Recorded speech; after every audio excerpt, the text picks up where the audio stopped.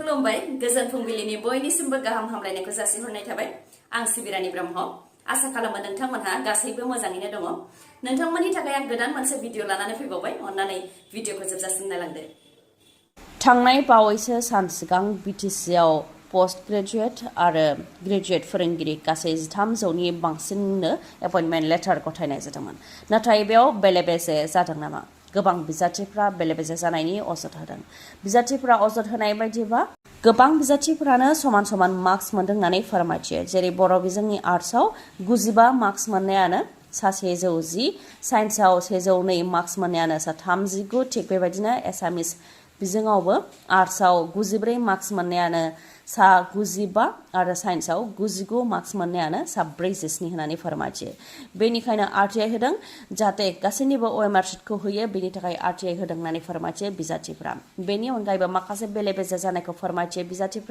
बिजाथिफ्रा अजद होनाय बायदिब्ला बिएड जाबाय थानाय अदेबानि बिएड कमप्लिट जायै बिजाथिफोरा एप्लाइ खालामनो हाया होननानै मख'नाय दंमोन नाथाय बिएड कमप्लिट जायै माखासे बिजाथिफ्राबो बेयाव एप्लाइ खालामनो हादों आरो माबोरैहाय एप्लाइ खालामखो बेखौ लानानैबो सोंथि खालामो थिग बेबायदिनो एमाइल गैयै माखासे बिजाथिफोराबो एपइन्टमेन्टखौ मोननो हादों होननानै फोरमायथियो आरो आसामनि बायजोआव बिएड लानायखौ आसाम सरकारा सेलेक्शन खालामा अदेबानि सायख'आ नाथाय बिचारा बेखौ मानो फल' खालामाखै होननानैबो सोंथि खालामबावो जायनाखि बिचार सरकारा बे थिसनथाइ होनायाव ट्रेन्सपारेन्सि जादों होननानै गले गले बुंथिबोबाय थादों बेनिखायनो OMR शीटखौ दिन्थि आरो ट्रेन्सपारेन्सि जानायखौ फोरमान हो नङाबा हाइ कर्टआव चेलेन्ज खालामनो गोनां जागोन होननानै बुंथियो बिजाथिफोरा इजराइल आरो इराननि गेजेराव दावहा जानाया थाद'नायनि मुं लायाखै इजराइलआ इराननि सायाव फिन गाग्लोबदों मोनद' एयारफिल्डआव गाग्लोबनानै गं 15 एयारक्राफ्ट आरो हेलिकप्टारखौ थेर-बेथेर खालामदों इजराइल हादरनिफ्राय इजराइलनि डिफेन्स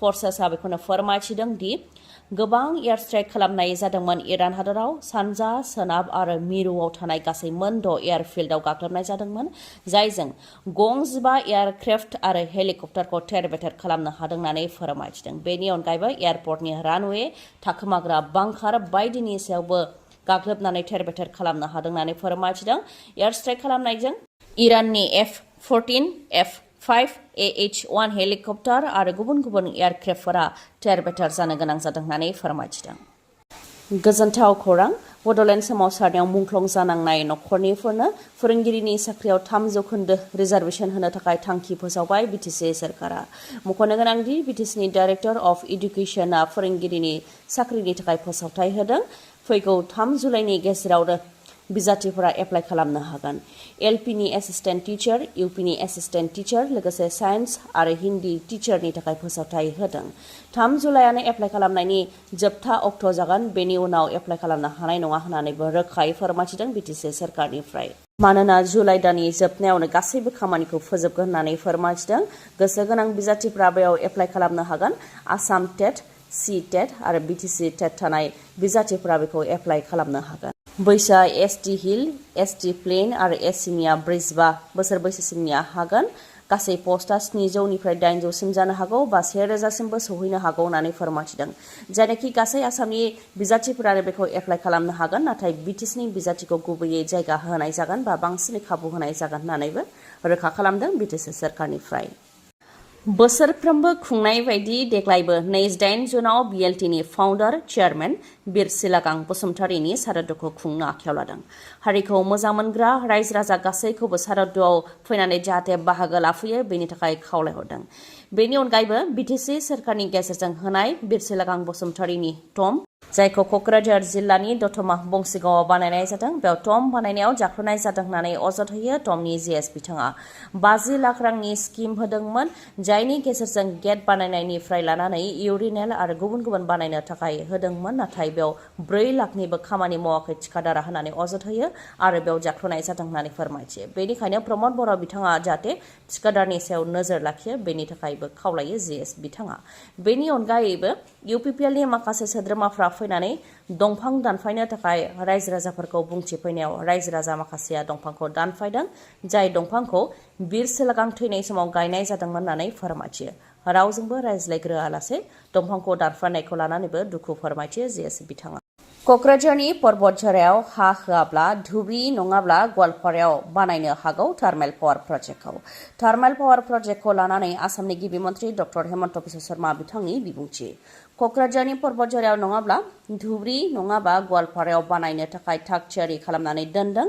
जोंहा गुबुन जायगायावबो हा दं आरो नभेम्बर दानावनो गायसननाया जानो नांगौ होननानै बुंथियो हेमन्त बिश्व शर्मा बिथाङा। लोगोसे बुंथिबावदि आसामाव 3,000 मेगावाटनि थार्मेल पावार प्रजेक्टनि टेन्डार जागोन, जेराव 40,000 कौटि रांनि खामानि जागोन, जेराव 1 लाख सुबुंफोरा थोंजोङै बा खेंसालियायै खामानिखौ मोननो हागोन आरो बेजों कक्राझार आरो BTCआ जौगागोन होननानै बुंथियो। नाथाय जुदि बिथांमोनहा गावसोरनो नाङा होननानै बुङोबा जर जबस्तियै खालामनायनि जेबो खोथा गैया। ट्राइबेलनि हाखौ सेनो नागिरदों, बेबायदि मुं लानो सानाखै होननानै बुंथियो। लोगोसे बुंथिबावदि पर्बतझरानि 3,000निफ्राय 4,000 बिघा हाखौ फ्राय 80सो नखरा दखल खालामनानै दङ। बेयाव थार्मेल पावार प्रजेक्ट खालामाब्लाबो मेडिकेल कलेज बा इन्जिनियारिं कलेज जाखानो नांगोन होननानैबो बुंथियो डक्टर हेमन्त बिश्व शर्मा बिथाङा। ओजोंहाय डक्टर हेमन्त बिश्व शर्मानि बिबुंथिनि फिनजाथाय होदों MP गौरव गगৈ बिथाङाबो। बिथाङा फोरमायथिदों दि CM बिथाङा 1000 खेब नंखाय खोथा बुङो, खुगाजों बुंनायखौ जों फोथाया, अर्डार दिन्थि होननानै बुंथियो। आरो दा बिसायख'थि खाथिनि थाखाय बिथाङा गुबुन बुंगोन आरो बिसायख'थिनि उनाव गुबुन बुंगोन होननानैबो फोरमायथियो MP गौरव गगৈ बिथाङा। प्रमद बर' बिथाङाबो बे बेलायाव फिननाय होदों। बिथाङा बुंथिदों दि समानै जौगानाय लाबोनो थाखाय बेखौ BTCआव बानायनो नागिरनायखौ जों गनायदोंमोन। नाथाय माखासेया दसे समनि राजखान्थिनि मुलाम्फानि थाखाय नङाबा माबा जाहोननि थाखाय फावथिना दिन्थिदों। 84 नखरजोंबो सावरायनाय जादोंमोन आरो खेबनै खेबथाम मेपबो सोलायनाय जाबाय होननानै फोरमायथियो प्रमद बर'आ। बेराफारसेथिं रायजो राजाफ्रा दासिमबो खुद्रिदों। बे माइ गायनाय समावबो रायजो राजाया गोजोनै माइ गायनो हायाखै, बेनो गोजोन नामा होननानै खुद्रियो। सानफ्रोमबो पुलिस आरो कमान्ड'आ फैनानै हाराहास्ति खालामफैयो होननानै फोरमायथियो रायजो राजाफ्रा। थार्मेल पावार प्रजेक्ट जायोब्ला पर्बतझरानि गोबां दंफां लाइफांफोरखौनो दानस्रांगोन आरो बेजों अक्सिजेननि आंखाल जागोन आरो सुबुंफोरा बेरामाव गोग्लैनो गोनां जागोन बायदि होननानै दिनैबो थार्मेल पावार प्रजेक्टनि हेंथायै गोख्रोङै गसङो रायजो राजाफ्रा। आरो आदानि गो बेक, हेमन्त बिश्व शर्मा गो बेक बायदि स्लगान होयो। लोगोसे प्रमद बर'आ बर' जानायमोनब्ला जोंनि गाबनायखौ बुजिगौमोन बा नुगौमोन होननानैबो बुंथियो रायजो राजाफ्रा। लामडिंनिफ्राय सिलचरनि गेजेराव खारनाय गासैबो रेलगारिखौ बे समाव बन्द खालामथ'नाय जाबाय। निउ हाफ्लं जातिया लामपुर रेलवे स्टेशननि गेजेराव हा गिसिगानाय जाथाय जादों। हाजो दानख'नानै लामा बानायनायनि जाहोनाव आरो बे समाव गोबां अखा हानायनि जाहोनाव हाजोनि हाया गुरै जानानै हाजोनिफ्राय गोबां अन्थाइ, गोबां हाफोरा गिसिगानानै लामायाव गोग्लैफैदों आरो लामाया बन्द जादों, जायनि जाहोनाव लामडिं आरो सिलचरनि गेजेराव खारनाय गासैबो रेलगारिफोरखौ बे समाव बन्द खालामथ'नो गोनां जादों। जेरै गुवाहाटी सिलचर एक्सप्रेस, रङिया सिलचर एक्सप्रेस आरो गुबुन गुबुन रेलगारि गासैखौबो बन्द खालामनो गोनां जादों।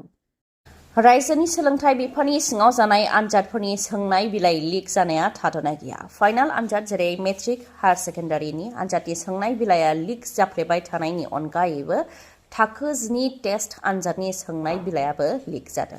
बे थाखो 10 टेस्ट आनजादनि सोंनाय बिलाइ लिक जानायनि दायाव रायजोनि गुबुन गुबुन फरायसालिनिफ्राय 6 प्रिन्सिपाल, भाइस प्रिन्सिपाल, गाहाय फोरोंगिरि आरो फोरोंगिरि गासै 6खौ हमदों पुलिसआ। बेनि मादाव सेन्ट पल स्कुलनि प्रिन्सिपाल प्रदीप लाक्रा, लोगोसे भाइस प्रिन्सिपाल कर्नेस टिग्गाखौ हमदों। बेबायदिनो गुबुन गंसे फरायसालिनि गाहाय फोरोंगिरि बास कुमार, फोरोंगिरि महानन्द पेगु, फोरोंगिरि प्रभात शर्मा बिथांमोन गासै 6खौ हमदों पुलिसआ।